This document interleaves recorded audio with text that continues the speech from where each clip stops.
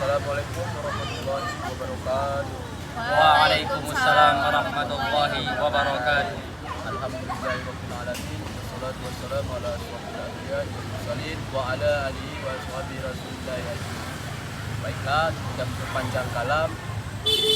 Adapun tujuan kami di sini adalah mempresentasikan hasil diskusi kami, yaitu yang berjudul penafsiran dalam hukum pidana. Pada materi, saya persilahkan kepada saudari Isnina membacakan materi. Baiklah, langsung saja saya akan memaparkan materi yang pertama, yaitu pentingnya penafsiran hukum pidana.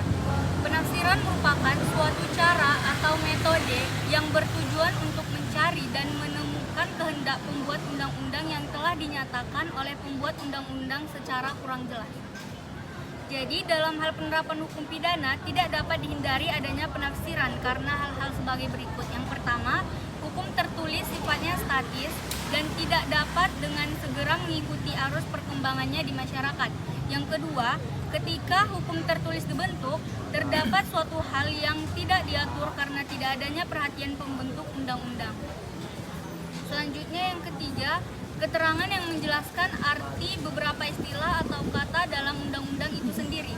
Yang keempat, acap kali suatu norma dirumuskan secara singkat dan bersifat sangat umum sehingga menjadi kurang jelas maksud dan artinya. Oleh karena itu, dalam menerapkan norma tadi akan menemukan kesulitan. Selanjutnya akan dilanjutkan oleh Larasati.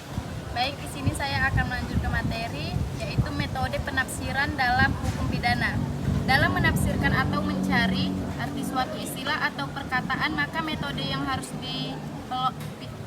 dipedomani adalah harus melalui tahapan-tahapan sumber hukum sebagai berikut. Yang pertama ada penafsiran autentik, yang kedua ada penafsiran menurut penjelasan undang-undang, yang ketiga ada penafsiran menurut jurisprudensi, yang keempat ada penafsiran menurut doktrin atau ilmu pengetahuan hukum pidana. Selanjutnya akan dibacakan oleh Lia. Saya akan melanjutkan penjelasan tentang penafsiran autentik. Penafsiran autentik itu ialah penafsiran yang pasti terhadap arti kata-kata itu sebagaimana yang diberikan oleh pembentuk undang-undang, atau penafsiran ini sudah dalam penjelasan pasal demi pasal. Misalnya itu ada pasal 98 KUHP yang artinya malam berhenti waktu antara matahari terbenam dan matahari terbit. Pasal 101 KUHP tentang ternak, berarti hewan yang berkuku satu, hewan memamah biak dan babi diperiksa pada KUHP buku 1 titel ke-9. Yang kedua ada penafsiran menurut penjelasan undang-undang. Apabila yang dicari maknanya tidak ada dalam perundang-undangan melalui penafsiran autentik, maka selanjutnya harus mencari penafsirannya dalam penjelasan undang-undang itu atau memori fund, karena setiap perundang-undangan terdapat penjelasan pasalnya. Yang ketiga ada penafsiran menurut jurisprudensi. Jika sekiranya hukum perundang-undangan tidak memberikan makna tentang istilah yang dicari, baik dalam penjelasan, maka sebagai langkah selanjutnya harus dicari dengan jurisprudensi, putusan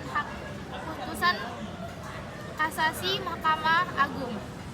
Yang keempat, penafsiran menurut doktrin atau ilmu pengetahuan hukum pidana.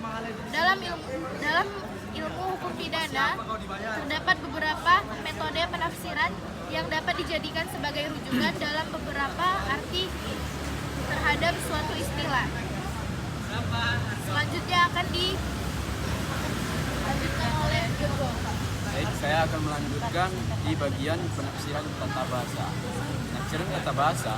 Penafsiran menurut tata bahasa disebut juga penafsiran menurut atau atas dasar bahasa sehari-hari yang digunakan oleh masyarakat yang bersangkutan. Sebagai contoh dapat dikumpulkan hal sebagai berikut. Suatu peraturan perundangan melarang orang memparkir kendaraannya pada suatu tempat tertentu. Peraturan tersebut tidak menjelaskan apakah yang dimaksud dengan istilah kendaraan itu. Contoh lain katanya dipercayakan, sebagaimana dirumuskan dalam pasal 432 KUHP. Secara gramatikal diartikan dengan diserahkan. Kata meninggalkan dalam pasal 305 KUHP diartikan sebagai gramatikal dengan melantarkan. Tentu terdapat Tentu pendapat Pengadilan Tinggi Medan ini masih dapat diperdebatkan.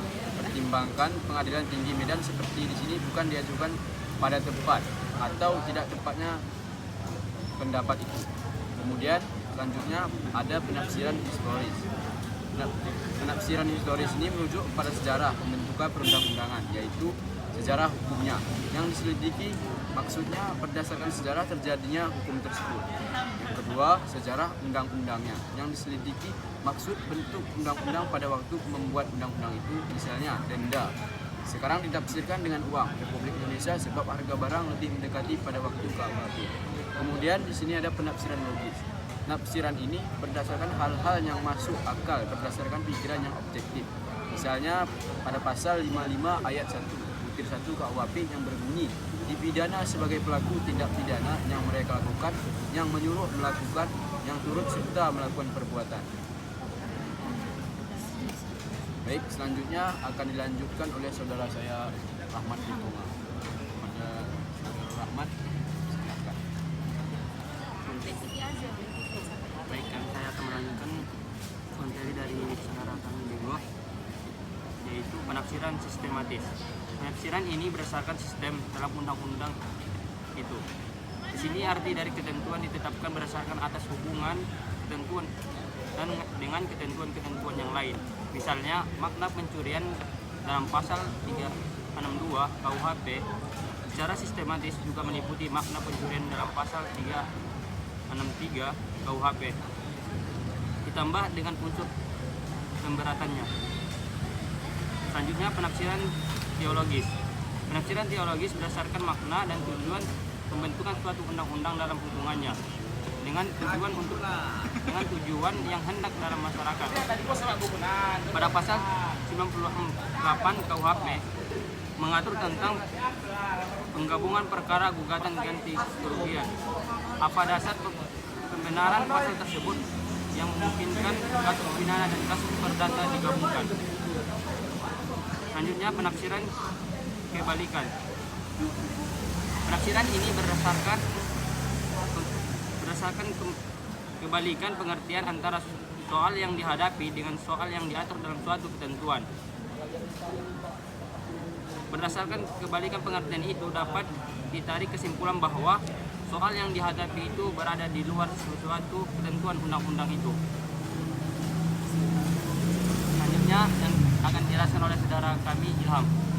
Baiklah, saya akan melanjutkan materi yaitu penafsiran membatasi.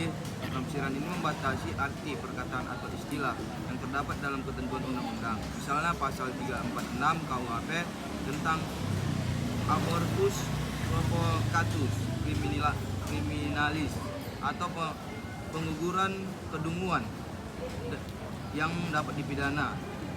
Syaratnya jika janin dalam perut seorang wanita itu masih hidup, dan jika janin sudah mati maka tidak termasuk pengertian abortus menurut pasal ini, sehingga tidak dapat dipidana berdasarkan pasal ini.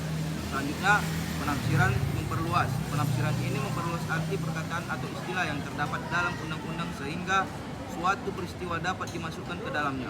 Misalnya, istilah mengambil sebagai salah satu unsur delik pencurian secara umum dimaknai sebagai perbuatan memindahkan barang dari tempat asal ke tempat lain dengan tangan, tetapi makna ini diperluas artinya sehingga termasuk pula perbuatan pencurian dengan mengalirkan suatu barang berupa listrik dalam sebuah kabel secara melawan hukum. Selanjutnya, penafsiran analogi. Penafsiran analogi adalah apabila terhadap suatu perbuatan yang pada saat dilakukannya tidak merupakan tindak pidana, diterapkan ketentuan hukum pidana yang berlaku untuk pidana lain, serta mempunyai sifat dan bentuk yang sama dengan perbuatan tersebut, sehingga keduanya perbuatan tersebut dipandang analog satu dengan yang lainnya. Baik, mungkin itu saja presentasi dari kami yang singkat ini. Lebih dan kurangnya kami mohon maaf. Saya akhiri, wabillahi taufiq wal hidayah. Assalamualaikum warahmatullahi wabarakatuh. Waalaikumsalam warahmatullahi wabarakatuh.